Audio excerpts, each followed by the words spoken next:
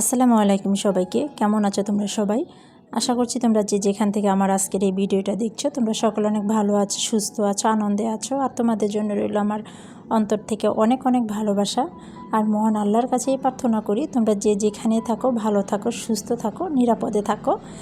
এই তো এই প্রত্যাশায় আমি আমার চ্যানেলে ছোট্ট একটি ভিডিও নিয়ে চলে আসলাম। আজকে আমার ভিডিওটা শুরু করেছি একেবারে সকাল থেকে, এখনও 7টা বাজে নাই। রোহানের কোচিংয়ে 8টার সময় ক্লাস শুরু হয়, এর জন্যে সকাল সকালে ওঠা হয় বেশ কিছুদিন যাবৎ।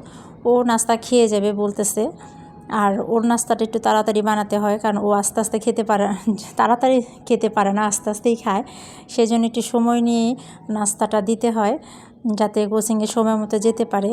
আর ওর তো পরাটা চা খুবই পছন্দের খাবার, আর যেদিন হোটেলের খাবার হয় সেদিন তো হোটেলের পরাটা, ডাল পরাটা। আর আমার পুরনো আপু ভাইয়েরা সবাই, তবু আমার বন্ধুরা সবাই জানে যে আমার বাসায় পরোটাটা বেশি বানানো হয়, কারণ রোহান পরোটা ছাড়া তেমন একটা খেতে চায় না। আর পরোটা দিলে একটু তাড়াতাড়ি খায়, তার জন্যই পরোটাটাই বেশি বানানো হয়। এই তো দুই ভাইয়ের নাস্তা খাওয়া শেষ করে, সাফিন অবশ্য নাস্তা খায় নাই, ওকে টিফিন দিয়ে দিয়েছি, লুডুস আর পাস্তা বানিয়ে দিয়েছি একসাথে মিশিয়ে। আর রোহান নাস্তা খেয়ে গেল, দুই ভাইকে নিয়ে স্কুলে চলে যাচ্ছি। এখন 7:30 বাজে। এই তো ওদেরকে দিয়ে এসে আমি বাসার বাকি কাজগুলো করে নেব আর কি। মাত্র ওদের দুজনের নাস্তা রেডি করেছি, আর বাকি সদস্যগুলো এখনও আছে। আমি বাসায় গিয়ে নাস্তা বানাবো। আর স্কুলে ওদেরকে দিয়ে আমি কিছুক্ষণ হাঁটাহাঁটি করি, 40 মিনিট 30 মিনিটের মতো হাঁটাহাঁটি করার পরে বাসায় আসি। আর এই তো আজকে আমি এখন নাস্তা খাচ্ছি। হেঁটে আসার পরে প্রচুর ক্ষুধা লেগেছে, আর ওটা হয়েছে অনেক সকালেই। সেজন্য ভাবলাম যে আমি আগে নাস্তাটা খেয়ে নিই, তারপরে বাকি ওরা কি খাবে সেটা শুনে বানিয়ে দিব আর কি। এই তো আমি আজকে নাস্তা খাচ্ছি দই চিরা কলা টক দই দিয়ে। আর এটা কিন্তু আমার অনেক পছন্দের খাবার একটা, অনেকেই জানে।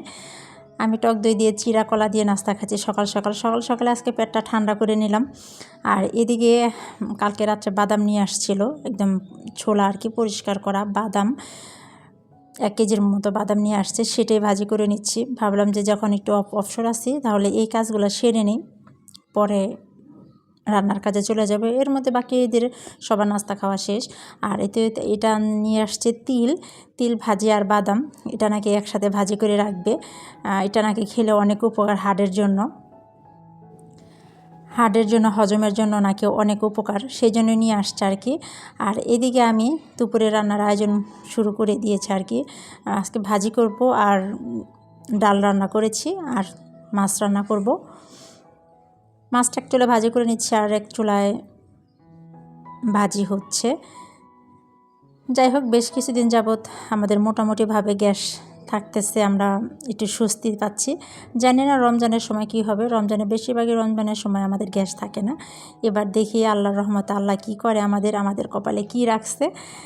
এই তো এখন তো মোটামুটি গ্যাস ভালোই চলতেছে।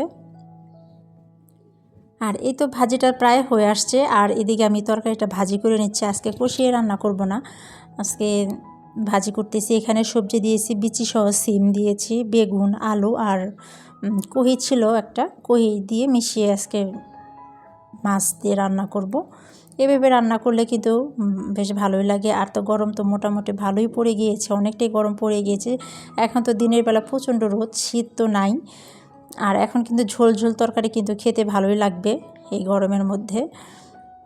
আমার ভিডিও শেষ পর্যায়ে এসে আমি একটা কথা মনে করে দিই, এ পর্যন্ত যারা আমার চ্যানেলে ঢুকে পড়েছেন কিন্তু একটা লাইক দিতে ভুলে গিয়েছেন, প্লিজ একটু কষ্ট করে মনে করে লাইকটা দিয়ে নেন। আর লাইকটা দিয়ে আমার ভিডিওটা কন্টিনিউ করেন। আপনার একটা লাইক কিন্তু আমার অনেক উপকার হবে।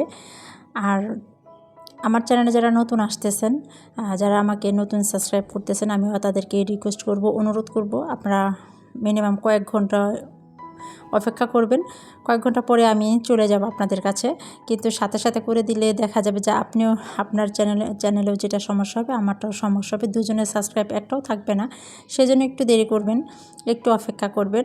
আর এখানে আমি ছোলা নিয়েছি, বুট, এটা হচ্ছে আমার ঘরে বেশ কিছুদিন যাবৎ ছিল।